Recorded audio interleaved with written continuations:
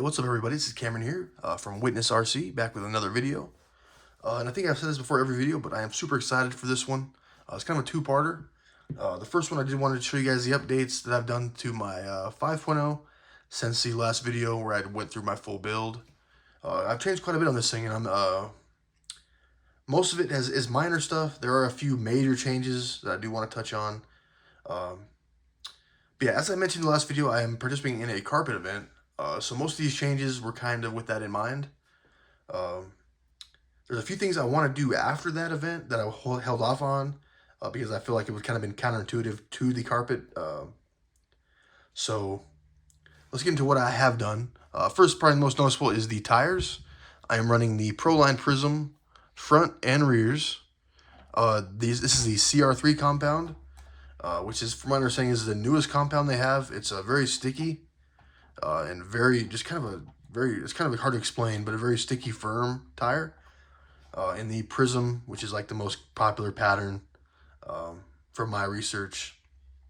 I am running the less aggressive setup in the back. These are multi-directional, similar to some of the other tires from Proline. So depending on which way you mount them on the wheel, one is more aggressive and less. I went with the less aggressive route. We'll see how that plays out. So that's the tire setup I'm going to be running at the event. As for other changes I made, I put the carbon fiber shock towers on the rear and the front. I might have had these in the front on the last video. I don't recall. But I definitely did not have the rear. I just put those in just a minute ago. And one thing to keep in mind, if this is something that you guys want to do on your car, it's actually a two-part upgrade, which I didn't realize at first. But the base itself, this piece right here, is a separate little plastic piece you have to buy. That way, if you want to change like the thickness on the carbon fiber tower, you can just change that piece and take the whole mount off. So just keep that in mind. It's like $4 or $5, that little plastic mount. I forget the exact term it's called. But just make sure if you do put that in to get that as well, because it won't work without it. Now, as far as under the hood, a couple minor things, and probably the biggest change that I wanted to touch on, and it's something that I actually think is probably the most important of anything I've said on this channel, period. But I did get my transponder finally in. You can see there on the servo, the MyLapse transponder. I'm sorry for the wiring, guys. I haven't had a chance to go through there and cut it down yet. But there you can see the transponder, that little guy right there. Way too expensive, but I finally got it in. They're hard to get your hands on, so if you want to race and you see them at your track, I recommend just picking them up because they are a pain to get your hands on. And then also, you won't be able to really see it, maybe see it a little bit, but the servo horn.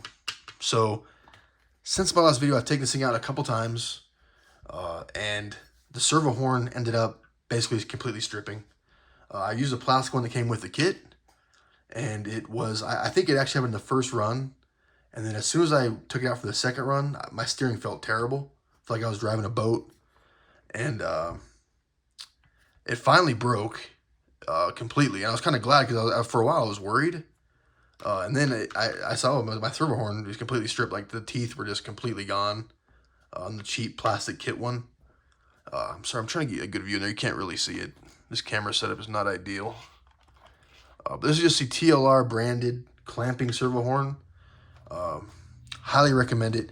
And I would go as far as saying, if you're going to build this car, don't even start until you have that piece. Buy an aluminum servo horn that'll fit with your servo. Save yourself the time and effort of messing with the cheap plastic ones that come with the kit, and just get you an aluminum one. I think this was like $12, but I shouldn't have to worry about it now for a while. The plastic one, literally in the first run, and I wouldn't even say it was a hard run. It was torn to hell. So just keep that in mind. I would recommend it. And a lot of people online told me this, and honestly, I just completely forgot about it. I completely forgot about the aluminum servo horn. And it was one of those things that once I was starting to put stuff together, all I had was the plastic, so I put it in. But I learned the hard way, tore the servo horn up. Luckily, no damage to the teeth on the actual servo. But the metal gears on the servo just tear up the little plastic teeth. I literally took it off, and there was like just probably 8 or 9 of them just completely stripped. So just keep that in mind if that's something that you are planning on doing. A kit like this, get a aluminum servo horn. And I imagine that's probably the case regardless of what kit you're going to be running. That's probably good advice. Now, for the most exciting part of this video is I got a new car today. I want to say this. I love my 5.0. It's an absolute monster. But the first time I drove a four-wheel drive buggy, it was my dad's. It was a B74 .1. It was a dirt version. I fell in love with how the four-wheel drives feel. It's such a different experience than the two-wheel drives. They're a lot more forgiving. You can be a lot more aggressive with the four-wheel drives, and I think that's why I like them. I think that's why a lot of people like them. But I knew as soon as I drove that car, I was gonna have to get myself one. So this is fresh from the shop. I just got this probably 20 minutes ago. I couldn't wait to get home and make the video. But there it is, guys. The TLR 22X4 Elite Kit. This thing came out a couple months ago.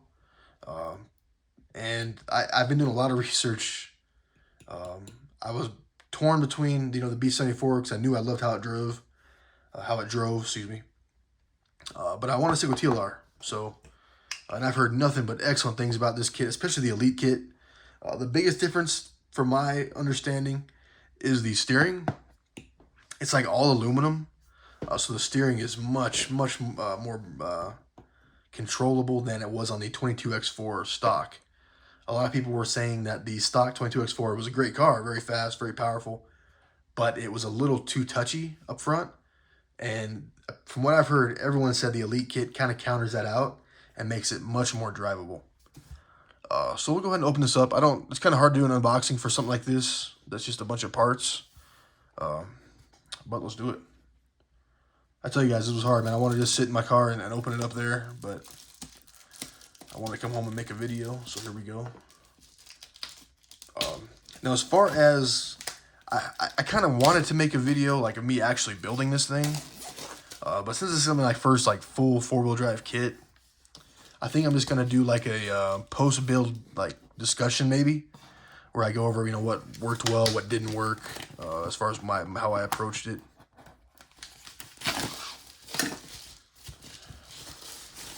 Instead of doing like a full build, because I don't know how long it's gonna take me, number one, and number two, I'd rather just concentrate, go at my own pace, and do it little by little. Especially because I'm probably gonna do this thing an hour or two a night instead of just trying to knock it out in a day or two.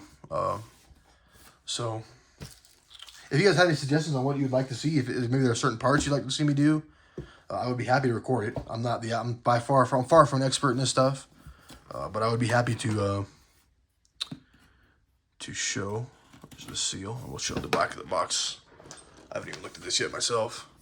So this has a bunch of pictures of looks like the different parts, different areas. One awesome part about this kit is it comes with titanium turnbuckles, which is a $40 upgrade right off the bat, which makes it basically you're going even there with this and the standard kit. Like I said, all the aluminum steering linkage. You have carbon fiber shock towers. You have a top motor fan mount. Sorry. You have the carbon fiber tab battery mount system, which from what I've heard is a really cool system. I was a little. It's kind of bizarre, just that little piece of carbon fiber holding the battery in, but apparently it's really, really good. You also have the aluminum shock. I don't know if there's any picture of it, but the aluminum shock caps, which again is another, I think, $30 or $40 upgrade. So this thing is definitely worth it. If you're gonna get a 22X4, 100% just get this kit. You're gonna be happy with it. Anything else that's worth mentioning? I don't see anything. Looks like just a bunch of pictures of stuff we've probably already seen. All right, let's get into this guy. Cut the seal. It's always the best part. Trying to stab myself. So I'll just do a quick rundown of like what you see inside of these, and maybe I'll show you each part bag and go from there. So here is looks like the differential bag B.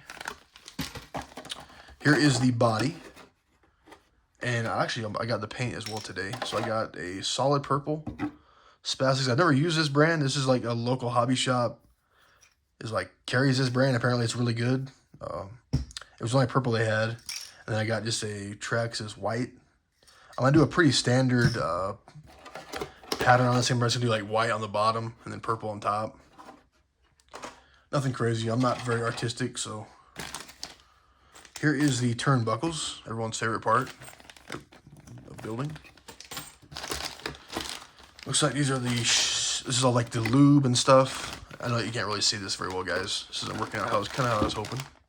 But this has a bunch of lube in it. Looks like a bunch of grease, some shock parts, shock oil. Looks like diff fluid. Here is bag tuning parts. So I'm guessing this is like the pivots and shock cap things that kind of change the ride height and whatnot.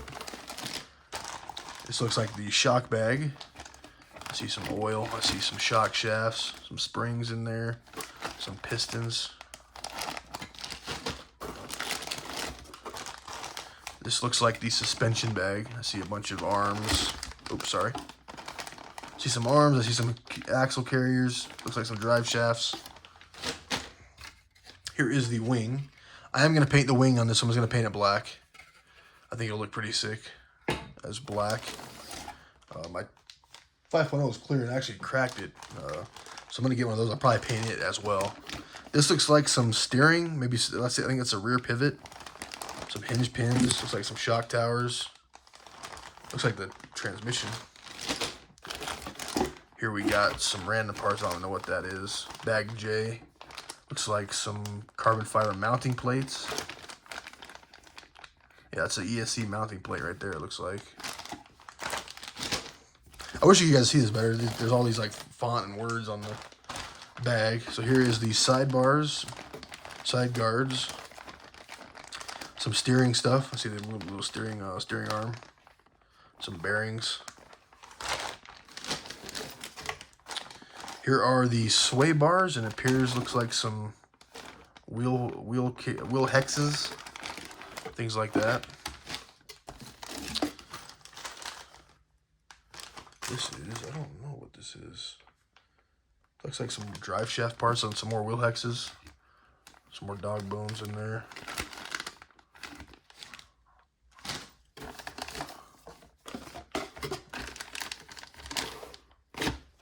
Here is the chassis.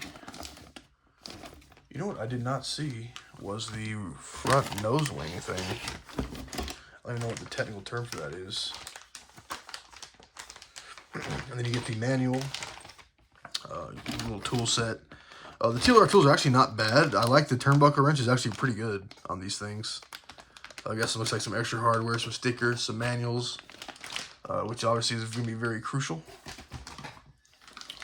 It looks like that's about it, guys. Very complex. This is going to definitely be a project. I'm excited. I've been, wanting something to work on, and this definitely is going to fit the bill. I want to kind of go through here and make sure that I forget the actual term for it, but the little, like the nose wing. Oops, I almost dropped my paint there. There's the. So I think I'm most nervous probably about is the diffs. That's probably the part that's going to be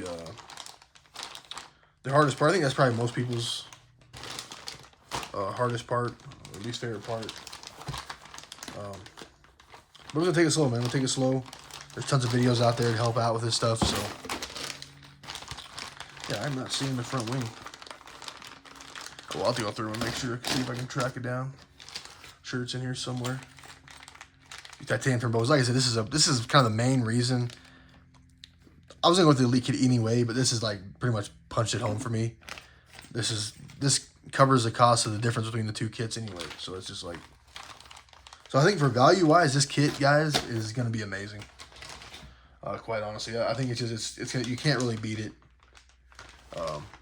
With the amount of optional parts that just come stock with this thing, especially when it makes the steering night and day. I think this is the kit to go with if you're a TLR guy. So awesome, guys! Thanks for stopping by. If you have any questions or comments, let me know down in the comment section.